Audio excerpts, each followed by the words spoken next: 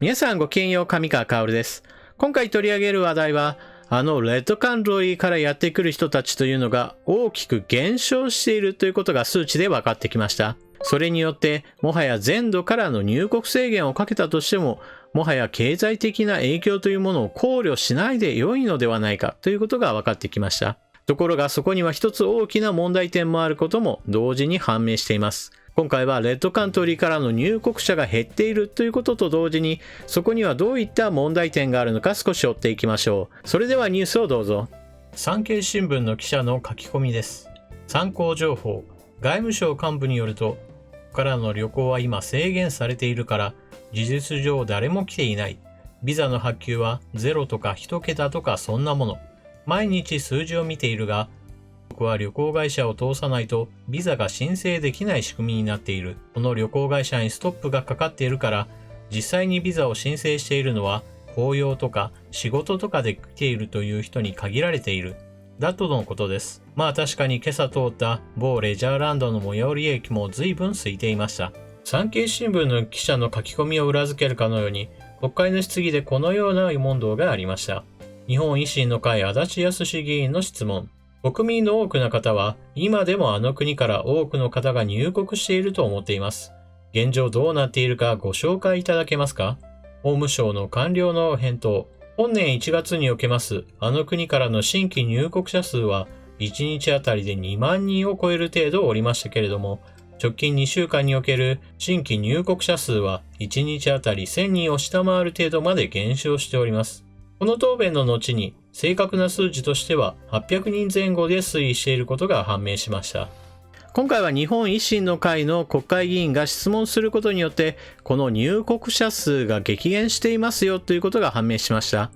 ただし同時に、これは確かに大きな減少ではあるけれど、1ヶ月単位といったものを見てみれば、まだ多くの人々が入国しているということも明らかです。ですが、以前の状態に比べれば、この大きな減少というものを考えれば、もはや入国制限というものを全土に広げたとしても、経済的な影響というものについては50歩100歩あまり変わらないということがわかります。しかし同時に、私は今でも入国制限を全土に広げるべきだと思っています。最初の頃の入国制限をかけるというのは予防効果が高いということから主張していましたが、現在においては残念ながらもはや予防効果といったものでこの入国制限を語ることは難しい状況になってきています。ですが今でも同じ主張を繰り返しているのは、政治的な意味合いというものが非常に大きくなっているからです。入国制限をかけていない日本というのはなんて危ない国なんだというふうに世界各国から見られているのが現状です。こういった世界からどう見られているかというのを気にしすぎてはいけないという方もおられるでしょうが、私は今回の件においてはしっかりと気にするべきだと思っています。新規のビザを発行しないということによって実質的には入国者数を減らしていますよという、そういった側面はありますが、あちら側の視点から立ってみた場合、今日本に行きたいのかという話をしたときに、いやいや日本には今行きたくないでしょうという、そういった状況に今日本は置かれつつあります。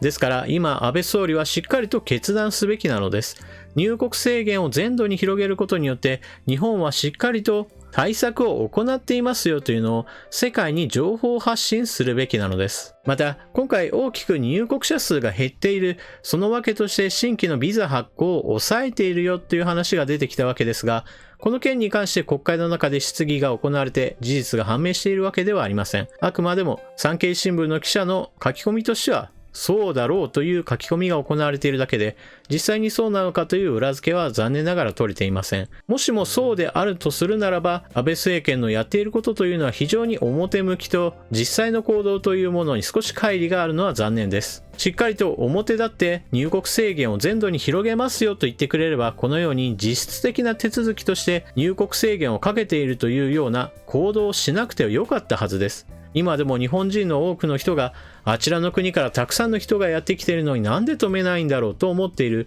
この不安こそしっかりと止めるべきだと私は思います。そしてこの新しくビザを発行していないということを一つ置いておくとしても、すでにビザを持っている人たちの入国については止めようがないということも一つ大きな落とし穴として存在します。通常ビザというのは一回一回入国しようと思った時に申請を行い、その度にビザを受け取るという形で入国を行います。有効期間内であれば何度でも入国が可能ですよというビザです。ビザを受けている人に関しては新規発行とは全く関係のない話なので、有効期間中であれば日本への入国が可能になります。ビザが一体どのようなものかというのを簡単にまとめていますので、そちらもどうぞ。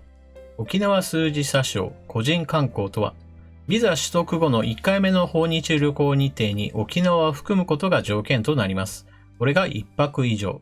2回目以降は有効期間3年の間であれば、日本全国どこでも訪問することが可能です。また、1回の最長滞在期間は30日です。なお、発給の対象者は次の通り。1、十分な経済力を有する者。2、過去3年以内の短期滞在での日本への渡航歴がある一定の経済力を有する者。3、1と2の家族。そして注意書きとして家族のみでの訪日も可能です。民主党政権時の2011年7月に沖縄振興の一環として導入された。1回あたりの滞在期間は30日以内。2012年7月からは東日本大震災で被災した岩手、宮城、福島の3県にも導入している。お聞きしていただいたように、たとえ新規のビザ発行を止めたとしても、このビザというものは有効期間中であれば日本への入国が可能です。このように抜け穴は存在しているという大きな問題を解決するためには、やはり大きな全体国家の意思として今あの国から来ることはできませんよという、そういった大方針を示すことが大事なのです。今回は野党議員の質問によって実情が分かったわけですが、この実情が多くの人が知ることになるというわけではありません。この動画を見ている人やもしくはインターネット上で駆け巡っているほぼ一部のニュースとしてしか広まっていないのが全体の実像です。つまり多くの日本国民はあの国から今でもたくさんの人たちがやってきている。日本政府は一体なぜ止めないんだろうというそうした疑問や不安というものを抱え続けることになります。安倍政権はこうした人たちに対するしっかりと説明責任を果たすということが非常に大事ですし、